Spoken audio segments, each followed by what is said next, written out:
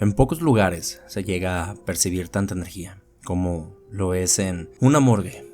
Quizá solo sea igualada por un hospital. Y aunque las energías que se acumulan allí son diferentes, es imposible no estar en un lugar así y no percibir cierta sensación de vacío y tristeza. En todos los años que llevo trabajando, por más que intente hacerme el frío, pero no puedo evitar pensar así, sobre qué habrá sido de aquellas personas a las que diseccionamos. Tendrían familia, y la pregunta que más me quita el sueño en la noche: ¿sería consciente de su muerte? Hace años me ocurrió una situación en la que quizá pudiera darme una respuesta a esa pregunta. Y aunque sé que muchas personas no me van a creer, sé que no soy el único al que le han ocurrido este tipo de cosas, y que las personas que trabajan en hospitales o en medicina forense como yo me entenderán. Me da igual, sé lo que me ocurrió. Por aquel entonces trabajaba en una morgue judicial y soy originario de Uruguay. Y en la guardia laborábamos 2 médicos forenses y un patólogo. Un día nos llegó un caso extraño, sobre todo porque no se nos quiso decir mucho sobre el cuerpo en cuestión. Lo único que se nos pidió es dar las posibles causas del fallecimiento, lo cual fue algo complicado de hacer. El cuerpo era muy extraño.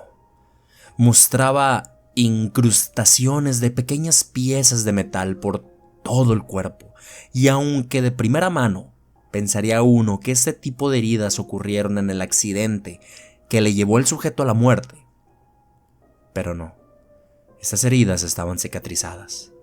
El metal había sido aceptado por su cuerpo, siendo de él algo demasiado extraño, pues ese tipo de heridas terminarían por causar una infección letal en el organismo. No obstante, el cuerpo aparentaba llevar mucho tiempo con esas pequeñas piezas de metal. Total que estuvimos realizando labores hasta muy tarde y no dábamos con la causa de su muerte. Teníamos varias teorías, pero ninguna que fuera lo suficientemente convincente. No encontramos alguna herida mortal ni daño alguno en un órgano vital. El corazón no presentaba daño o muestra alguno de un infarto. Comenzábamos a desesperarnos y de repente comenzó a fallar el sistema eléctrico. Quedamos a oscuras un par de veces, nos dimos por vencidos y, justo cuando íbamos a devolver el cuerpo a los refrigeradores, un estruendo muy fuerte sonó en uno de los corredores.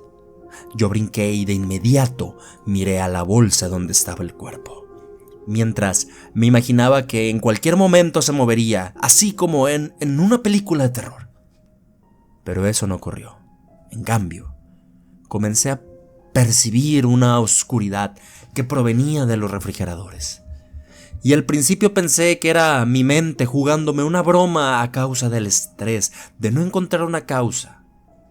Sin embargo, después de escuchar a mis compañeros preguntando sobre qué era eso que estaba saliendo de los refrigeradores, supe que desafortunadamente era verdad. No sabría cómo describirlo a la perfección. Era una oscuridad tan profunda, más negra que el mar de la noche, y espesa como neblina. Y algo dentro de esa neblina nos dejó paralizados.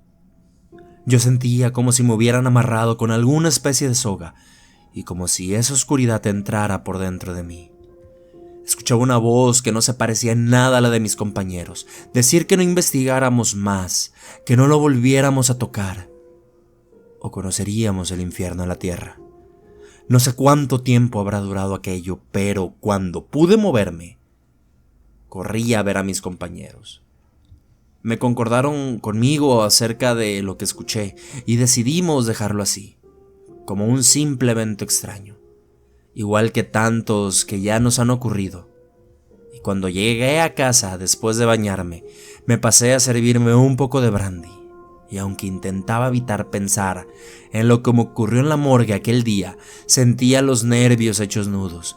Como les he dicho, aunque las personas me conocen como alguien frío que no demuestra sus emociones, en el interior no puedo evitar sentir con pena por algunas víctimas, y en esta ocasión me sentía asustado, pues no sabía que mi mente no pudo haber inventado esa voz, esas palabras.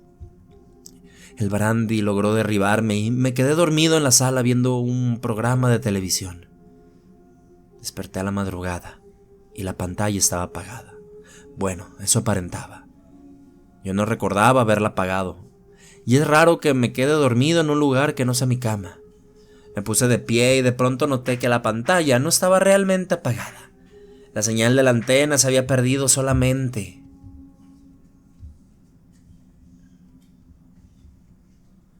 Y la señal comenzó a volver, pero en lugar de verse un canal, comenzó a verse estática. Los hilos blancos y negros formaban hilos que tomaban una forma circular. Al igual se formaron unos ojos, una boca, nariz. Era un rostro cadavérico, que a mi parecer reflejaba angustia. De pronto la cara comenzó a hablarme, y esto hizo que me levantara de una manera abrupta del sillón. No podía creer lo que estaba pasando. La voz empezó a quejarse de una manera horrible y yo sentí los nervios hechos trizas. Y el rostro empezó a decirme que él había acabado con su vida, que buscara en el estómago, y estaba a punto de salir corriendo del apartamento cuando en la pantalla se sintonizó al fin un programa de televentas. Y en lugar de salirme de la casa, desconecté la pantalla. Como pueden imaginar, no volví a dormir esa noche. Cuando volví al trabajo intenté contarles sobre lo que pasé la noche anterior a mis compañeros, pero estos me cambiaban el tema y fingían no tomarme en cuenta para nada. Al principio me sentí molesto, pero supuse que más bien, por el miedo que sentían, preferían ignorar lo que había ocurrido. Cuando volvimos a sacar el cuerpo extraño del refrigerador, propuse que volviéramos a revisar el estómago. ¿Y cuál sería mi sorpresa? Que estaba todo dañado. Era algo extraño. Hasta el patólogo lo dijo. No existía alguna manera en que las paredes del estómago sufrieran ese daño. Parecía como si algo le hubiera arañado desde dentro, hasta causarle una hemorragia mortal en las paredes estomacales. Entonces, pensé que quizá aquel hombre falleció por haber ingerido esquirlas de metal. Sin embargo, no encontramos ningún rastro de metal, ni en su estómago ni en sus intestinos, solo unos tejidos extraños que extrajimos para hacer análisis. Y yo estaba casi seguro de que aquellos tejidos revelarían la causa del fallecimiento del sujeto. Los siguientes días, mis compañeros estuvieron más abiertos a platicar sobre el asunto. Y ellos, a diferencia de mí, habían vuelto a experimentar la oscuridad que nos abrazó aquel día, sobre todo el patólogo. Mencionaba haber experimentado esto cada noche. Se sentía aterrado igual que yo. Y cuando tuvimos los resultados del análisis de lo que encontramos en el estómago de aquel hombre, nos encontramos con algo macabro, que aún cuesta algo de trabajo contener el vómito y los escalofríos cada vez que lo recuerdo. Los tejidos eran humanos. En pocas palabras, aquel hombre cometió canibalismo. No pudimos explicar qué fue lo que causó esas heridas en el estómago, porque según el examen toxicológico no ingirió ninguna sustancia que le ocasionara una hemorragia o las heridas que mostraba en los tejidos dentro del estómago. Tuvimos que maquilar el informe forense y aunque sí mencionamos que encontramos restos de otra persona dentro de su estómago. Total, que el caso se cerró y pasó el tiempo suficiente para que nos olvidáramos de lo ocurrido, pero los espectros no se olvidaron de nosotros. Una noche, mientras veía una película, mi pantalla se puso en modo televisión por sí sola. Y una vez más se reveló el mismo rostro, solo que esta ocasión no dejé que hablara. Desconecté la pantalla en cuanto apareció.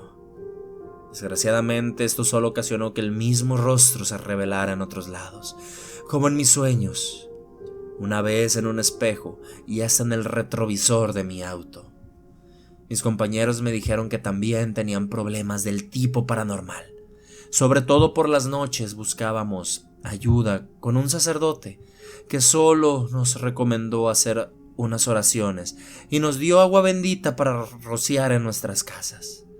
Yo lo hice, pero no funcionó para nada. Al contrario, ahora escuchaba la voz de ese rostro bajo mi cama y pasé varias noches durmiendo en el sofá, pues allí no escuchaba la voz de aquella aparición. Como a mis compañeros les seguía ocurriendo lo mismo, decidimos contactar con una medium, y aquella mujer nos pidió que le lleváramos a la morgue, y así lo hicimos. La llevamos y después la dejamos sola, pues así lo requirió la mujer. Nos quedamos tras la puerta y puedo jurarles que ninguna de las apariciones que vi, ni ninguna voz paranormal que escuché, se comparaba con el horror que sonaba dentro de la morgue. Y tuve que soportar a esta entidad durante algunos días, en los que sentía que iba a enloquecer. Ese rostro era horrible, sus ojos grises, sin alma, reflejando una angustia inhumana. Pasando 6 días, la pesadilla terminó. Ya no volví a ver ni a oír a esa entidad, y a la fecha no he vuelto a escuchar cosa tan aterradora. Solo cosas simples y trilladas, como el típico vaso que se cae solo de la mesa, pero nada grave. Un tiempo estuve tentado de investigar más sobre aquel hombre, pero el simple recuerdo de todo lo que pasó es suficiente para frenarme. Autor Mauricio Farfán, de la página de internet historiasdeterror.com. Un gusto, amigos y amigas, amantes de las historias de terror. Gracias por haber llegado hasta esta parte y debo disculparme porque ha pasado un tiempo que no he publicado con regularidad. He tenido algunos pendientes aquí en mi casa de forma personal, ya saben, trabajo, familia, entre otras cosas. Pero próximamente tendré una sorpresa para el canal, una nueva dinámica de videos con historias reales, casi grabadas en vivo. Entonces, esperen próximamente la nueva interacción. Mi nombre es César Feria y muchísimas gracias por haber terminado esta historia. Sin más que agregar, me despido sin antes desearles una excelente y escalofriante noche.